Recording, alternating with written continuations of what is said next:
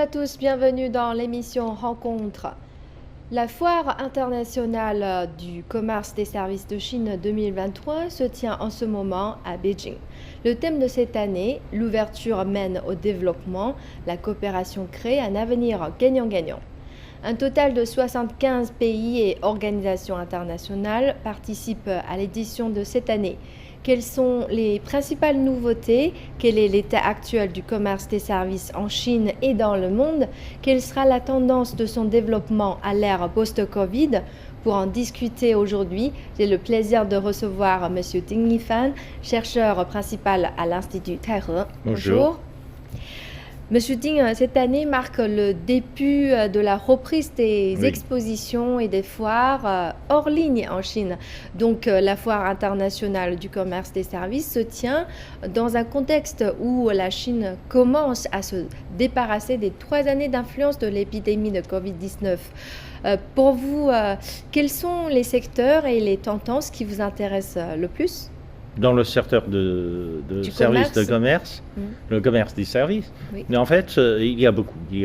En fait, depuis un certain temps, surtout pendant la pandémie, et en fait, le développement du commerce de services continue à s'accroître, assez important. Parce que dans le domaine de commerce de services, il y a beaucoup de services qui sont de l'ordre de l'économie numérique. Et donc en ligne, etc. Et ce genre de produits se vendent bien en ligne. Et les pays étrangers commencent à s'intéresser aux produits culturels chinois. Des produits culturels chinois sous forme de services numériques, etc. etc. Et ce domaine-là a eu une croissance remarquable pendant la pandémie. Je pense que cette tendance va continuer plus ou moins maintenant qu'il y a beaucoup plus de touristes qui commencent à revenir en Chine et il y a aussi beaucoup de touristes chinois qui commencent à sortir de Chine pour parcourir le monde. Et ce genre de commerce de services de l'économie numérique va continuer. Quand on parle de commerce, on pense en fait tout de suite au commerce des marchandises. Oui. Alors, mais quelles sont les différences entre le commerce des services et le commerce des marchandises? Mais en fait, cela dépend parce que il y a des relations. Il y a des relations à mesure que le commerce des marchandises, des produits manufacturés se développe et forcément, il va y avoir des services qui s'accompagnent ce genre d'activité commerciale. Mais dans le passé, la Chine était déjà un grand pays commercial dans le domaine de marchandises, de produits manufacturés, etc. Mais la Chine importait beaucoup de services. La Chine n'était pas un exportateur de services.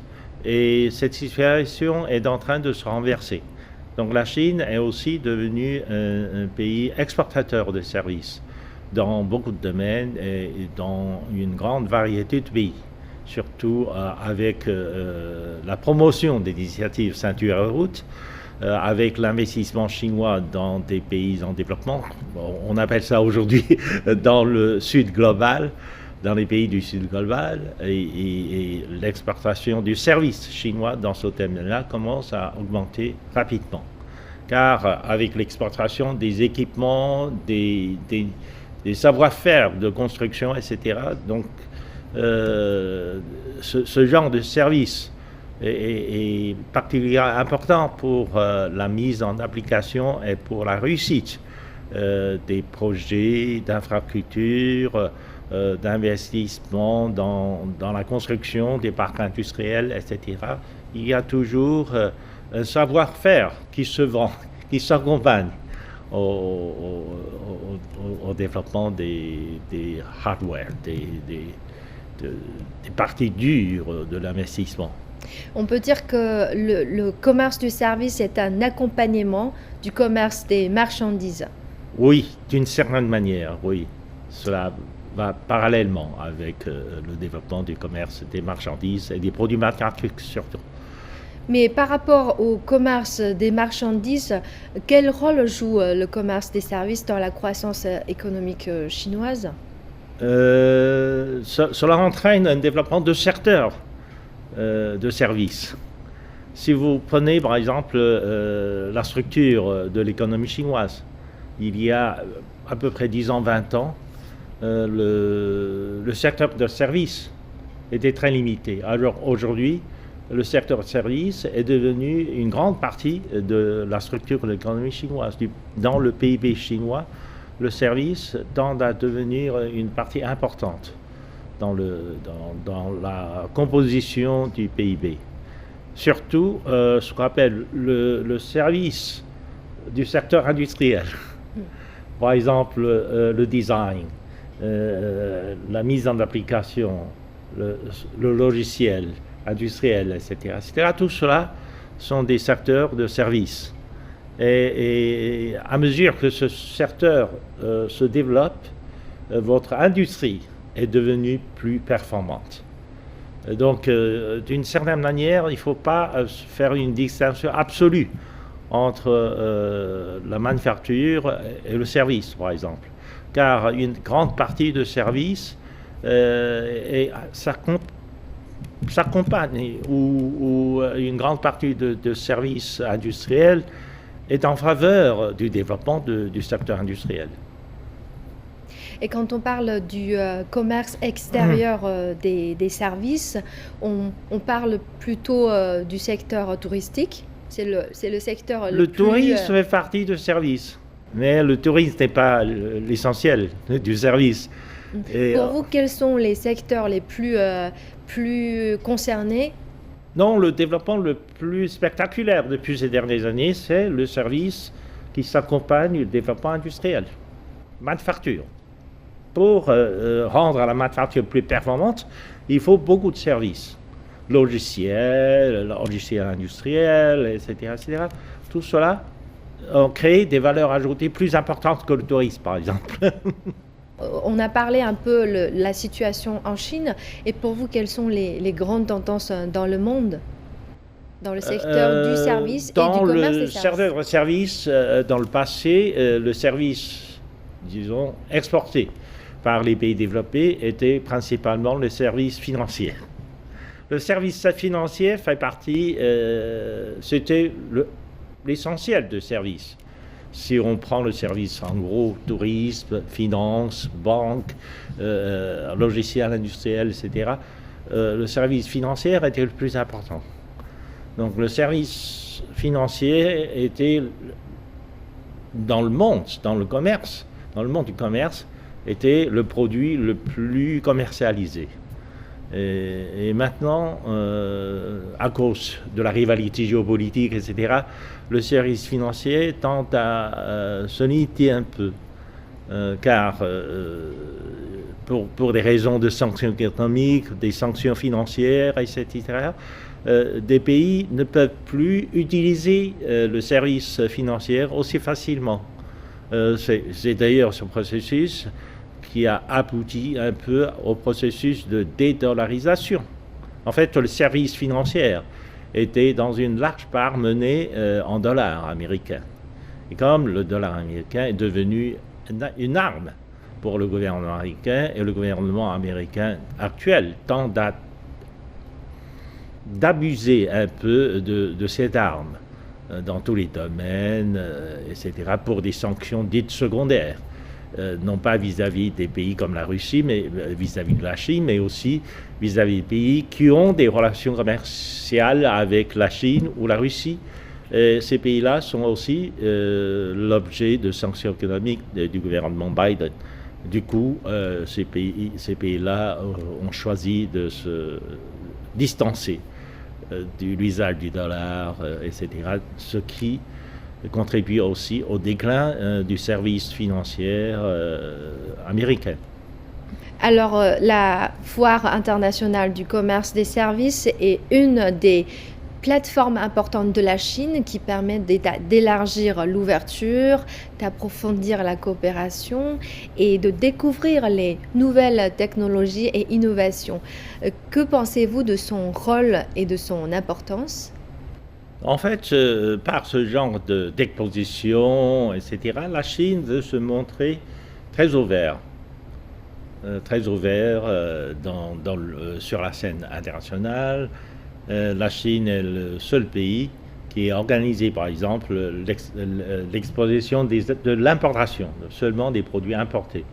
La Chine maintient un rythme régulier de ce genre d'exposition du commerce des services, etc. C'est aussi unique, à part, bien sûr, la foire import-export de Guangzhou, etc. Donc la Chine présente beaucoup de plateformes pour les échanges commerciaux dans tous les domaines, ce qui montre l'attitude chinoise à l'écart de ce qu'on appelle la mondialisation. Depuis un certain temps, surtout depuis l'éclatement de la guerre en Ukraine, les pays occidentaux qui avaient initié la mondialisation commencent à se retirer de la mondialisation. Alors la Chine a monté clairement, surtout tout dernièrement depuis le sommet de BRICS en Afrique du Sud. Les pays BRICS ont bien sûr élargi leur organisation. Il y a de nouveaux membres qui ont adhéré au mécanisme BRICS. Et puis en plus, le sommet a eu une rencontre spectaculaire avec les dirigeants d'autres pays africains. Ce qui montre que finalement, les pays BRICS vont d'une certaine manière continuer à prendre en quelque sorte le drapeau de la mondialisation. Va continuer ce processus de la mondialisation avec d'autres pays, avec les pays du Sud global. Donc la Chine étant un membre important de ce qu'on appelle du Sud global, va continuer à promouvoir la mondialisation, cette fois-ci à l'égard d'autres pays qui veulent s'engager dans la mondialisation. Donc, les pays développés, qu'ils veuillent ou pas, c'est à leur de voir s'ils veulent continuer à participer à la mondialisation lancée maintenant par les pays BRICS, non pas par les pays G7, mais par les pays BRICS, s'ils veulent qu'ils adhèrent dans le processus de la mondialisation. Autrement, les BRICS vont continuer la mondialisation avec les autres pays du Sud global. La foire de cette année a pour thème l'ouverture mène au développement, la coopération crée un avenir gagnant-gagnant. La Chine montre toujours sa détermination à élargir l'ouverture et souligne la coopération. Que pensez-vous de l'importance de la coopération internationale dans le secteur, dans le commerce des services ? En fait, oui, le commerce des services fait partie du commerce. Et si le commerce international se développe rapidement, eh bien, le rythme de la mondialisation peut se maintenir. Et au moment de la mondialisation, ou l'âge d'or de la mondialisation, a vu un taux de croissance beaucoup plus important, beaucoup plus accéléré dans le monde que dans d'autres périodes de temps historiques. Donc, ce qui montre que finalement, oui, la mondialisation est un outil important pour promouvoir le développement mondial, à l'échelle mondiale, au bénéfice de tout le monde. Mais seulement, la mondialisation n'a pas été bien gérée par les pays développés. Ce qui fait que dans ces pays-là, il y a un élargissement de la disparité sociale. Donc, ce qui a provoqué une colère de la masse populaire, et il y a des mouvements de protestation contre la mondialisation. En fait, les hommes politiques étaient incapables d'expliquer le tort de la mondialisation ou la gestion qui n'était pas bien contrôlée dans le processus de la mondialisation. Ils vont jeter le bébé avec l'eau du bain. En fait, c'est ça. Alors qu'on sait très bien que dans toutes les langues occidentales, ils ont un proverbe. Il ne faut pas jeter le bébé avec l'eau du bain. Ils sont en train, aujourd'hui, dans le processus de la démondialisation, ils sont en train de jeter le bébé avec le bain de l'eau. Tandis que la Chine veut garder le bébé. Donc c'est pour ça que la Chine va continuer à promouvoir la mondialisation, à montrer au monde entier que la Chine est une économie très ouverte. On accueille toutes sortes de coopérations sur un pied d'égalité. Et de ce point de vue, je pense que la Chine a montré un bon exemple dans cette direction-là. La foire de cette année a attiré beaucoup d'entreprises étrangères et d'organisations internationales. Le Royaume-Uni est le pays invité d'honneur cette année qui envoie sa plus grande délégation. Et comment évaluez-vous le niveau d'internationalisation de cette foire? En fait, depuis un certain temps, cette foire commence à avoir une certaine réputation dans le monde. Bien sûr, le service de l'économie chinoise n'était pas très ouvert, parce que dans le domaine de service, il y a le service financier, comme j'ai mentionné. Le service financier était la partie la plus importante du service, mais le service financier aussi présente beaucoup de risques. C'est pour ça que la Chine voulait garder une certaine indépendance de son marché financier. La Chine a toujours gardé le secteur essentiel de sa finance sous contrôle. Par exemple, la Chine n'a pas libéralisé la convertibilité de sa monnaie. Et ceci est une espèce de mur de feu pour se garder contre trop de fluctuations des capitaux dans le monde, etc. On sait très bien que les pays relativement faibles dans le domaine financier ont été souvent victimes de grandes fluctuations dans le monde, des mouvements de capitaux dans le monde, comme la politique monétaire dans les pays développés connaît une période d'instabilité. Par exemple, la Réserve fédérale ne cesse de relever le taux d'intérêt, ce qui provoque une instabilité du cours du dollar. Beaucoup de pays sont devenus victimes de cela parce qu'ils avaient emprunté en dollars. Maintenant, ils ont un grand mal dans ce domaine-là, alors que la Chine garde son contrôle des capitaux. Donc le marché financier chinois n'est pas affecté par ce genre de mouvement. Ceci est un avantage, mais ceci concerne aussi une certaine fermeture de son marché.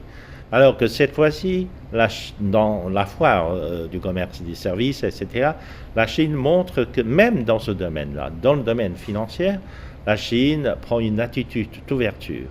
La Chine ouvre de plus en plus son secteur financier pour que le service financier étranger puisse aussi bénéficier du marché chinois. Mais pas totalement, pas totalement. L'ouverture chinoise est progressive.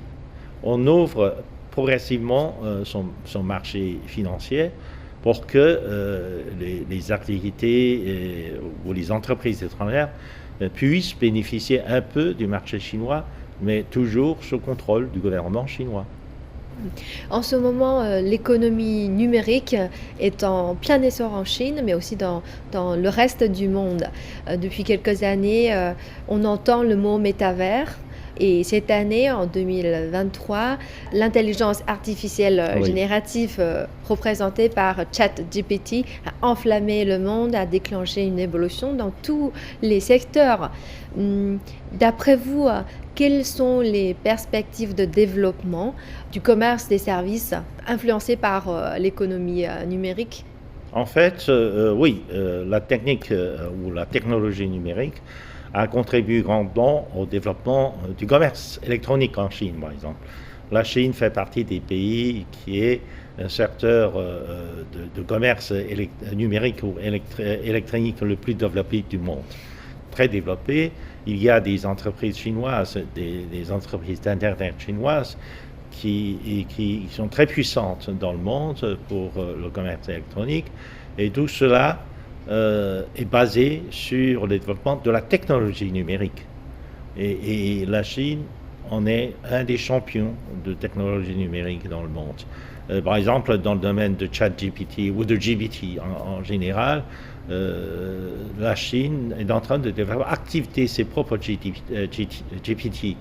Et beaucoup de sociétés d'Internet comme Alibaba, comme Tencent, etc., y compris Huawei, ont développé leur propre GPT. Mais la différence entre le développement de la technologie numérique en Chine ou de l'intelligence artificielle en Chine est que l'objectif du développement de GPT est étroitement lié au développement du secteur industriel. On insiste beaucoup sur la finalité de ces technologies dans le domaine industriel, afin de promouvoir la performance de notre secteur industriel, de rendre les industries chinoises plus performantes, plus intelligentes. Cette foire se focalise depuis quelques années sur le développement vert et la faible émission de carbone. Et cette année, il y a un projet de neutralité carbone a été introduit qui permettra finalement de neutraliser les gaz à effet de serre générés par cette foire grâce à des solutions innovantes d'actifs carbone, d'achat de crédits carbone et d'assurance de neutralité carbone afin finalement d'organiser une foire à zéro carbone. Que pensez-vous de cette initiative ?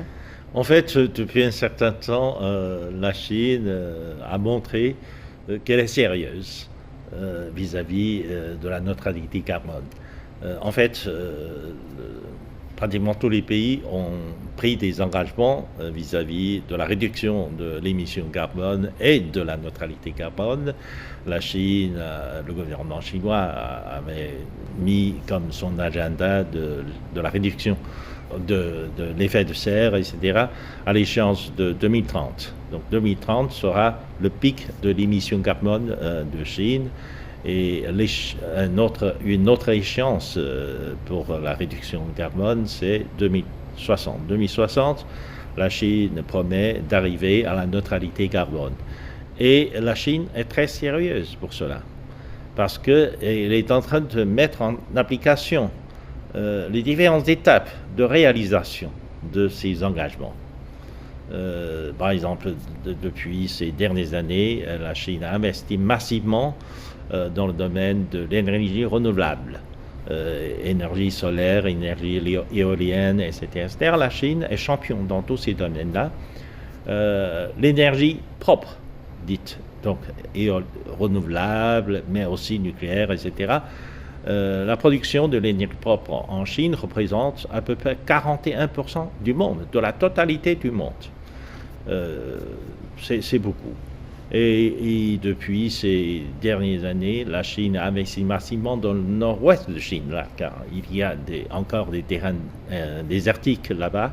Donc sur des terrains désertiques, nous avons fait installer des panneaux solaires innombrables pour créer des centrales d'énergie solaire, etc., qui pourraient produire, avec plusieurs technologies, donc, qui pourraient produire de l'électricité jour et nuit, avec des technologies de fondu de la chaleur, etc., etc. Donc, non seulement dans la journée, on peut absorber l'énergie solaire, transformer en électricité, mais aussi on peut conserver la chaleur de façon à relâcher la chaleur dans la nuit pour faire tourner la turbine et produire de l'électricité dans la nuit. Donc, il y a toutes sortes de technologies qui permettent à des centrales solaires chinoises de produire de l'électricité 24 heures sur 24. Et ce genre de technologie assume une production d'électricité propre à grande échelle qui pourrait remplacer beaucoup de centrales traditionnelles, conventionnelles, c'est-à-dire des centrales qui brûlent du charbon. Aujourd'hui, le développement vert et durable fait l'objet d'un consensus mondial qui offre également un vaste potentiel d'opportunités. Pour vous, quelles sont les opportunités du développement vert pour le secteur du commerce des services ? Le commerce des services, il y a beaucoup. Donc, je vous ai dit, donc, pour l'installation des panneaux solaires, etc., il y a aussi le logiciel qui gère, par exemple, les réseaux électriques.